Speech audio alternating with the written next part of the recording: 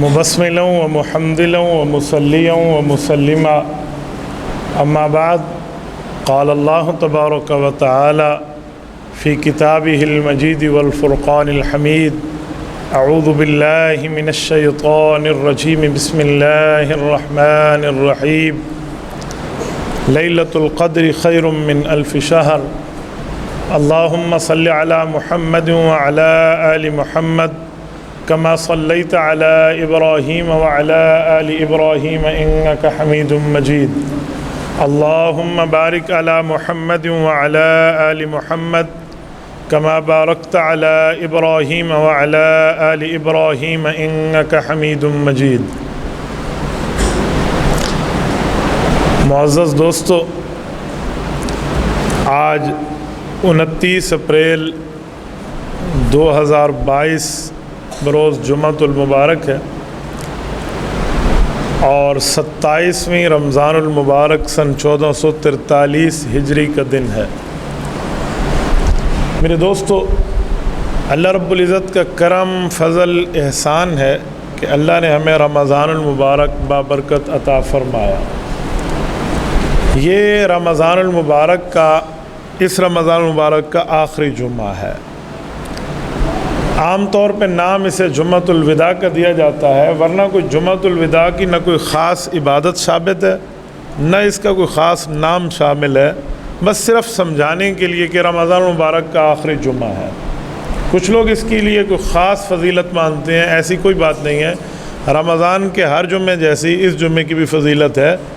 جمعۃ الوداع ہونے کی وجہ سے اس کی فضیلت نہ کسی سے کم ہے نہ کسی سے بڑھ کے ہے۔ یہ رمضان المبارک کا برابر کا جمعہ ہے، بس صرف وداع اس لیے کہتے ہیں کہ یہ آخری ہے اس رمضان کا۔ پتہ نہیں اگلے جمعہ رمضان المبارک والا ہمیں نصیب ہو یا نہ ہو، لیکن اللہ ہم سب مسلمانوں کو عطا فرمائے۔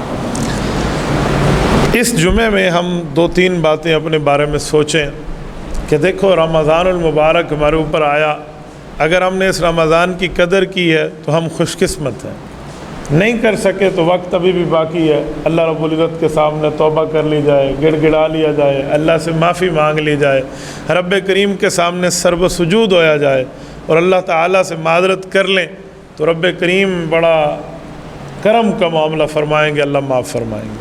اور آخری عشرہ ہے، آخری عشرہ میں تو جہنم سے آزادیوں کے سرٹیفکیٹ ملتے ہیں۔ بس مانگنے والا ہو، اللہ رب العزت کے سامنے دست دعا دراز کرنے والا ہو، رب کریم کے سامنے آہوزاری کرنے والا ہو تو وہ کبھی محروم نہیں ہوتا۔ اس آخری عشرے میں اعتکاف بھی ہے۔ کہتے ہیں اگر سنت کے مطابق اعتکاف ہو تو 10 خندق جہنم سے بندہ دور ہو جاتا ہے۔ ایک خندق کا جو فاصلہ اور مسافت ہے وہ 500 سال جہنم سے دوری ہے۔ تو آپ اندازہ لگائیں، رمضان المبارک، پھر آخری عشرہ، پھر جمعہ کا دن، پھر آخری معاملات، تو کتنی فضیلتیں اس معاملے میں جمع ہو جاتی ہیں۔ تو ہمیں خود احتسابی کرنی چاہیے، اللہ رب العزت کے سامنے خود کو پیش کرنا چاہیے کہ یا اللہ، جو کر لیا ہے اس پہ اجر عطا فرما، جو رہ گیا ہے اس کے اوپر آپ ہماری محرومی نہ فرمائیے، کچھ کمی ہوئی ہے تو اس کو پورا کر دیں، زیادتی ہوئی ہے تو اپنے کرم سے معاف فرما دیں، اس طرح کی بات ہو۔ تو یہ استحضار، یہ جو فکر ہے، اس فکر پر بھی بڑے فیصلے ہو جاتے ہیں۔ بعض اوقات رب کریم کسی بندے کو کوئی فکر عطا فرماتے ہیں نا، تو وہ بڑی دولت سے متلذذ ہو جاتا ہے۔ ایک دوست کا سوال تھا کہ حضرت ہم دعائیں مانگتے ہیں تو قبول ہوتی ہوں گی؟ میں نے کہا دعا رٹی رٹائی مانگتے ہو یا اللہ دل میں ڈالتا ہے؟ کہتے ظاہری بات ہے، جب مانگ رہا ہوتا ہوں تو اللہ رب العزت دل میں دعا ڈالتے ہیں۔ میں نے کہا اگر آپ کی دعا اللہ نے قبول نہ کرنی ہوتی نا تو آپ کی زبان پر رب اپنے لیے دعائیں نہ لاتا، آپ کے دل میں دعائیں نہ لاتا۔ یاد رکھیں، یہ جس کو اللہ کی یاد والی زبان اور اللہ کے خوف والا دل اور اللہ کے لیے رونے والی آنکھ مل گئی، یہ دنیا اور آخرت کی نعمتوں سے محروم نہیں رہ سکتا۔ بس اللہ رب العزت چاہتے تھے قبولیت، تبھی تو ہمارے دل و دماغ میں ڈالا۔ ہاں، فرق یہ ہے کہ وہ قبولیت دنیا میں ہو یا آخرت کے حساب سے۔ بعض اوقات دعا دنیا میں قبول ہوتی ہے، بعض اوقات آخرت میں قبول ہوتی ہے۔ آخرت میں قبولیت کا مطلب کیا ہے؟ دنیا میں قبول ہوئی ہے تو سمجھ آ گئی۔ آخرت میں قبول ہونے کا معنی یہ ہے کہ دنیا میں تو وہ ہمیں اس کی قبولیت نظر نہ آئی، لیکن آخرت میں اس کے لیے جو ہمارا کوئی تکلیف کا مسئلہ تھا اللہ نے دور کر دیا۔ یہ آخرت میں وہ درجات دیں گے جو بندہ آخرت میں دعاؤں والے درجات دیکھ کے کہے گا اللہ میری تو کوئی دعا بھی آپ قبول نہ کرتے دنیا میں، آپ نے آخرت میں مجھے اتنا اجر دینا تھا۔ یا اللہ رب العزت بندے کی عمر میں برکات عطا فرماتے ہیں دعا مانگنے والے کی، یا اللہ رب العزت اس کے رزق میں برکات عطا فرماتے ہیں، اولاد میں ہو سکتا ہے مانگے وہ اللہ مجھے حج کرا دے اور وہ دنیا میں قبول نہ ہو، اس کے بدلے میں آخرت میں جہنم سے چھٹکارا مل جائے۔ تو دعائیں قبول رب ضرور کرتا ہے، کچھ کا اثر دنیا میں نظر آتا ہے، کچھ کا اثر آخرت میں۔ تو اسی لیے آج کے اس جمعے میں مختصر اور پر اثر پیغام یہ ہے کہ ہم خود احتسابی کریں، خود کے معاملات کو دیکھیں۔ اللہ رب اب دیکھیں پیچھے 2 روزے رہ گئے ہیں، زیادہ سے زیادہ 3 رہ گئے ہیں، کم از کم 2 رہ گئے ہیں، 29 ہی ہوں گے یا 30 ہوں گے، بس جو ترتیب بھی ہے۔ تو کیا مہینہ رمضان مبارک کا انگلیوں پر چلا گیا ہے۔ تو بس رب کریم سے مانگنے والا، اللہ رب العزت کے سامنے جھکنے والا معاملہ بندہ کرے، اللہ سے مانگے، رب کریم محروم نہیں فرمائے۔ نیکی کرنا اتنا آسان نہیں ہے جتنا نیکی کو سنبھالنا آسان ہے۔ یاد رکھیں ایک مسجد ہے، ایک مسجد سے باہر کا مسئلہ ہے۔ شیطان کی کوشش ہے بندہ مسجد جائے نہیں، اور جب بندہ مسجد آ جاتا ہے تو شیطان سے تو محفوظ ہو جاتا ہے، لیکن خناس سے نہیں بچ سکتا بعض اوقات۔ خناس کیا ہے؟ الذی یوسوس فی صدور الناس، سورۃ ناس پر رب نے فرمایا من شر الوسواس الخناس، خناس کے شر سے پناہ۔ کون ہے خناس؟ جو لوگوں کے دلوں میں وسوسہ ڈالتا ہے۔ اے اللہ وہ جن ہے یا انسان ہے؟ تو رب نے جواب دیا من الجنۃ والناس، وہ انسان بھی ہو سکتا ہے، وہ جن بھی ہو سکتا ہے، خناس۔ تو شیطان مسجد آنے نہیں دیتا، خناس مسجد میں رہ کر عبادت کو بچانے نہیں دیتا، بعض اوقات بندہ ضائع کر بیٹھتا ہے۔ تو اس لیے شیطان سے بھی بچے اور خناس سے بھی بچے۔ اور میں آج کے جمعہ میں آپ کے سامنے بڑے درد دل سے اور بڑی دکھی بات سے آپ کی خدمت میں ایک بطور شکوہ اور بطور احتجاج بات کر رہا ہوں۔ میرا اللہ جانتا ہے میرے دل کی کیفیت، مجھے پتہ ہے۔ آج اخلاق سے اتنے گر گئے ہیں ہمارے معاشرے کے چند لوگ کہ انہیں رسالت مآب علیہ الصلوۃ والسلام کے قرب کا اور مسجد نبوی کے احاطے کا احترام بھی نہیں ملا۔ کل 27 رمضان مبارک سعودی عرب میں ہے نا، ہمارا پاکستانی حکومتی وفد پہنچا ہے، تو اس کے خلاف نعرے بازی، یار آپ کے کوئی سیاسی معاملات ہے تو اپنے ملک تک محدود رکھو۔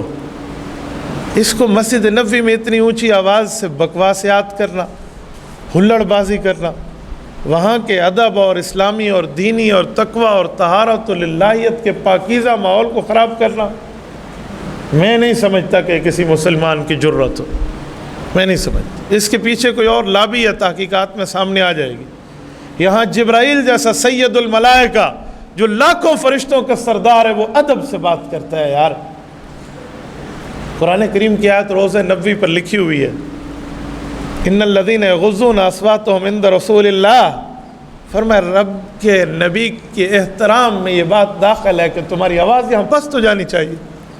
یار وہاں درود پاک بھی آہستہ آواز میں پڑھا جاتا ہے، وہاں درود پاک بھی اونچا نہیں پڑھا جاتا۔ جو حضرات گئے ہیں نا مسجد نبوی، وہ جانتے ہیں کہ جو مسجد نبوی میں روضہ پاک کے قریب جن جھاڑو سے صفائی کی جاتی ہے وہ ریشم کے ہیں، وہ کپاس کاٹن ریشم کے ہیں، وہ دوسری لکڑی وغیرہ کے نہیں ہیں کہ وہاں آواز بلند ہو۔ رب جانتے ہیں وہاں الیکٹرانک گاڑی جو چلتی ہے نا، جو وی آئی پی مہمانوں کو لے کر آتی ہے، وہ سائلنٹ گاڑی ہے، خاموش اس کی آواز ہے، چارجنگ والی گاڑی ہے، وہ دوسرے وہ آلات والی نہیں ہے۔ اتنا ادب ہے۔ ہم ایک دوست بتا رہے تھے کہ مدینہ طیبہ کے ایک ہوٹل پہ ہم کھانا کھا رہے تھے، تو ایک کتا آیا، تو ایک بندے نے ایک بوٹی اٹھا کر اسے پھینکی، تو اس نے منہ دوسری طرف کر لیا۔ تو وہ مسجد نبوی کا جو ساتھی بیٹھا تھا وہ اٹھا اور اس نے پلیٹ ڈسپوزیبل اٹھائی اور اس پر وہ بوٹی رکھی اور کتے کو دی، تو اس نے کھا لی۔ تو اس نے کہا حضرت احترام یہاں جانوروں میں بھی موجود ہے، آپ اندازہ لگا لیں۔ یہ مسلمانیت ہے، یہ اسلام ہے۔ قرآن کہتے ہیں ان تحبط اعمالکم وانتم لا تشعرون، تمہارے اعمال غارت ہو جائیں گے پیغمبر کے ہاں بلند آواز سے بات کرنا۔ تم کیا سمجھتے ہو؟ اچھا آج میڈیا کا دور ہے، پھر بندوں کی شکل واضح ہے کہ وہ کون ہے۔ ایک بندے کا نام جہانگیر چیکو ہے، یہ غالباً انگلینڈ نیشنلٹی ہولڈر ہے، اور یہ وہ ہے جو ہمارے سابقہ وزیر اعظم کا یار ہے، اور اس کے ساتھ اس کی تصویریں ہیں۔ یہ عام بندہ نہیں ہے، یہ پی ٹی آئی کا سرکردہ آدمی ہے، اور ہم یہ سمجھتے ہیں کہ یہ کوئی عوام کی آواز تھی، یہ سمجھا جائے 4 بندوں نے آواز دے دی ہے، یہ پلانٹڈ ہے۔ اس پر تحقیقات ہونی چاہیے۔ اس وفد کے جانے سے ایک دن پہلے ہمارے ملک کے سابقہ وزیر خارجہ وزیر داخلہ شیخ رشید بیٹھ کے کہتے ہیں یہ مسجد نبوی جائیں گے، ان کے ساتھ عوام کیا حالت کرے گی۔ اسے پہلے کس نے بتایا ہے؟ اسے پہلے کس نے بتایا؟ یہ بھی تو تحقیق ہونی چاہیے۔ میں کہتا ہوں یہودیت نے نیازی کا انتخاب جس وجوہات کی بنیاد پہ کیا تھا وہ کامیاب ہو گئے ہیں۔ وہ یہی کامیابی ہے کہ انہیں مسجد نبوی کی عزت کا پاس نہیں ہے، روضہ رسول کی عزت کا پاس نہیں تھا۔ ایسی گندی لچر لفنگی فضول نسل تیار کرنا جس کو اللہ کے رسول کی عظمت و عزت کا پاس نہ ہو، اس سے بڑھ کے یہودیت کی سازش کی کامیابی اور کیا ہو سکتی ہے؟ کہ ہم وہاں عبادت کے لیے جاتے ہیں، ہم وہاں رسول اللہ صلی اللہ علیہ وسلم کی سلامی کے لیے جاتے ہیں، الٹا وہاں پر اس طرح کے معاملات اور آوازیں کسنا ہچے جائے کسی کے خلاف۔ میں کسی ایک پارٹی کی بات نہیں کر رہا، کسی کے خلاف، لیکن اس طرح کے اختلافات کو اپنے گھر تک رکھو۔ آپ کو پتہ ہے عرب کے بدو جو ہیں، دیہاتی اتنے سادے ہوتے تھے، آ کر کھلی کھلی بات اللہ کے رسول کے سامنے ایسے کر دیتے جو عام صحابہ نہ کر سکتے۔ ایسے جو عام طور پہ دیہاتیوں کہا جاتا ہے کہ وہ آداب سے واقف نہیں ہوتے، جیسے آپ کے اور ہمارے ہاں ایک بات مشہور ہے، ورنہ حقیقت سے تو اس کا بھی تعلق نہیں ہے۔ ایک عربی دیہاتی کا واقعہ ہے کہ وہ روزہ رسول پر ٹھہرا تھا، تو اس نے یوں ان لفظوں سے دعا کی، کہا میرے اللہ، میرے باپ سکے باپ کا قاتل آ جائے نا اس جگہ پہ، میں اس کو بھی معاف کر دوں گا، کہ میں اس جگہ پہ ٹھہرا ہوں جو کائنات کے سردار کا دربار ہے۔ اللہ میں تیرا مجرم ہوں، اگر سب سے بڑا بھی مجرم ہو تو مجھے معاف کر دے۔ وہاں یہ دعائیں ہوتی ہیں۔ یہ مسجد نبوی ہے، اور پھر اس کا دفاع ہو رہا ہے، دیکھو آپ غلط کام کرو گے تو وہاں آپ کے ساتھ یہ ہوگا۔ آپ نے ٹھیک کیا، آپ نے ٹھیک کیا۔ جو الزامات ان پہ تھے ان سے بڑھ کے آپ پر ہیں۔ چوری کا الزام ان پہ تھا تو آپ پر خزانے کے الزام کی چوری کا ہے، وہ کہاں جائے گا؟ الزامات سے کوئی چور بنتے تو آپ سب سے بڑے چور ہیں پھر۔ لیکن اس طرح کی باتیں، اپنا ملک ختم ہو گیا، یہاں کرو نا، یہاں بیٹھ کے بات کرو۔ یرا مکالا ملنا اتھا ملن، وہاں مسجد نبوی میں اللہ کے رسول صلی اللہ علیہ وآلہ وسلم کے قرب میں بیٹھ کے۔ اچھا سنیں، جتنا دل اس بری حرکت پہ رسول اللہ صلی اللہ علیہ وسلم کا دکھا ہوگا نا، میں صبح وقت سے، رب جانتا ہے، اللہ کی قسم میں ایک دعا کر رہا ہوں کہ اللہ اس نحوست کا عذاب ہم پہ نازل نہ کرنا۔ ہم اجتماعی توبہ کرتے ہیں میرے مولا، ان بے وقوفوں کی وجہ سے اگر انہوں نے جان بوجھ کے کیا تو اللہ انہیں سزا دے، اور اگر بھولے سے کیا تو ہدایت عطا فرما۔ لیکن اللہ کی قسم رب جانتا ہے جتنا دل ہمارا دکھی ہے پوری دنیا کے مسلمانوں کا، تو رسالت مآب علیہ السلام کا معاملہ کیا ہوگا؟ حضور پاک علیہ السلام کے مسجد نبوی کے بالکل قریب اس سائے میں، احاطہ مسجد نبوی کے اندر، بس ایسی غلیظ نسل کا تیار کرنا اگر یہودیت کے مقاصد میں تھا نا، میں ممبر پہ بیٹھ کے اعتراف کرتا ہوں، پھر یہودیت کامیاب ہو گئی ہے۔ پھر یہ غلیظ نسل تیار ہو چکی ہے، پھر وہ لچے اور لفنگے الفاظ تیار ہو چکے ہیں جنہیں مسجد نبوی کا احساس نہیں ہے۔ یاد رکھیں، مسجد نبوی کے معاملات میں خلل ڈالنا یہ یہودیت کا طرز تھا۔ جب اللہ کے رسول نماز کے لیے تشریف لاتے تو وَالْغَوْا فِيهِ لَعَلَّكُمْ تَغْلِبُونَ، یہ کفار کا طرز تھا۔ وہ کہتے تھے تاڑیاں بجاؤ، تالیاں، سیٹیاں بجاؤ، اونچی آواز کرو تاکہ تم رسول اللہ صلی اللہ علیہ وآلہ وسلم کے آواز سے اپنی آواز کو بلند کر سکو اور تم غالب آ جاؤ گے۔ اس طرح کی باتوں سے بندہ غالب نہیں آتا۔ ان یہودیت کا نام و نشان بھی آج نہیں ہے، اور مدینہ طیبہ قیامت تک جلوہ افروز رہے گا۔ آج ان کے ایجنٹوں نے اگر کام کیا ہے تو ان کا بھی نام و نشان رب ختم کرے گا انشاءاللہ۔ یہ انہوں نے اپنے زوال کی بنیاد کی پہلی اینٹ رکھی ہے جہاں ادب ہی ادب شامل ہے، ادب ہی ادب۔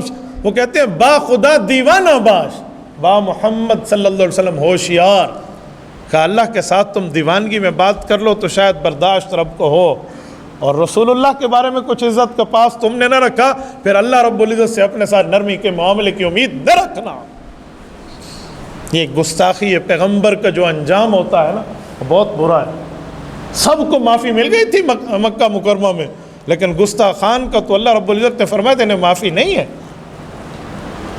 آج امت کی اجتماعی توبہ کرے، ہم ان کی طرف سے کہتے ہیں نا بعضوں کا تذاب آتا ہے تو کسی خاص پہ نہیں آتا، سب بھی شامل ہو جاتے ہیں، تو اس سے بڑی اور تکلیف کی بات کیا ہوگی؟ کتنے سالوں سے مسجد نبوی یہ کرونا کی وبا کی وجہ سے بند ہے، یہ چند ماہ پہلے انہوں نے کھولا ہے صلاۃ والسلام کی حاضری پر۔ اب آپ کو توکلنا کے ایپ کی رجسٹریشن کی ضرورت بھی نہیں ہے، اس وقت یوں حالت کر دینا۔ آپ یہی چاہتے ہو کہ دوبارہ مسجد نبوی کے دروازے اہل اسلام پر بند ہو جائیں، نعوذ باللہ من ذالک۔ یہ اپنی اخلاقی تربیت اور یہ معاملات دکھا رہے ہیں۔ میرے بھائیو، میں اس پر دوسرا لفظ سننے کے لیے تیار نہیں ہوں۔ کسی سے اس جذبات ہوں گے تو اپنی جیب میں رکھیں۔ مسجد نبوی اور رسول اللہ کی ذات کی عزت پہلے ہے، ہم ہمارے خاندان، ہمارے آباء و اجداد اور ہماری خاندانی عزت فلاں فلاں سب کچھ بعد میں۔ رب کریم اس گناہ پر ہم سب کو محفوظ فرمائے۔ اللہ پاک اس جیسے شریروں سے ہماری حفاظت فرمائے۔ ایسی غلیظ نسل کو اللہ نے ہدایت رکھی ہے تو ہدایت دے، ورنہ اس سے زمین کو رب پاک فرمائے۔ اقول قولی ھذا واستغفر اللہ وآخر دعوانا ان الحمد للہ رب العالمین۔